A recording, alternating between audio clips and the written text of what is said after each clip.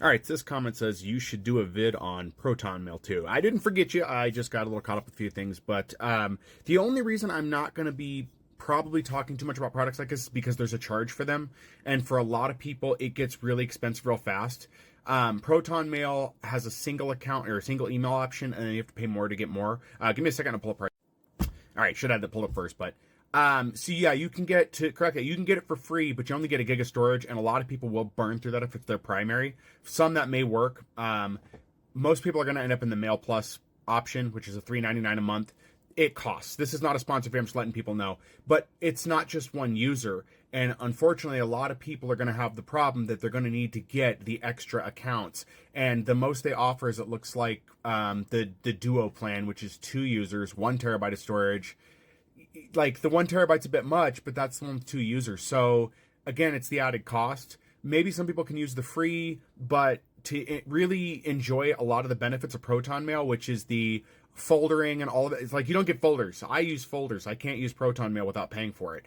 And then the hide my email aliases, that's another function people need to use.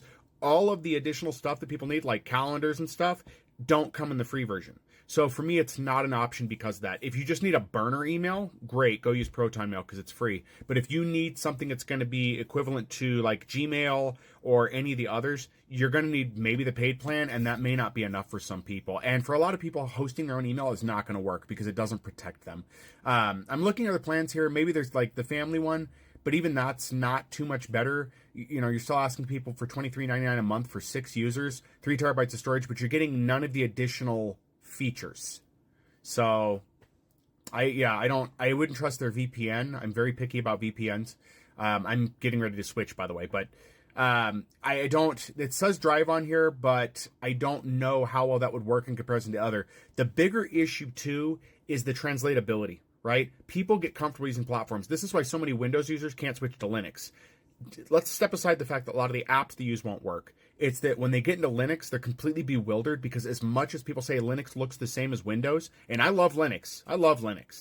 The problem is it's not familiar enough, and as soon as it's not accessible, people give up and they went back to Windows. I have tried to switch multiple people over to Linux, have supported them as their primary tech support, and they still just, at the end, they're like, I appreciate you helping me, but this is just too different. And that's been the problem.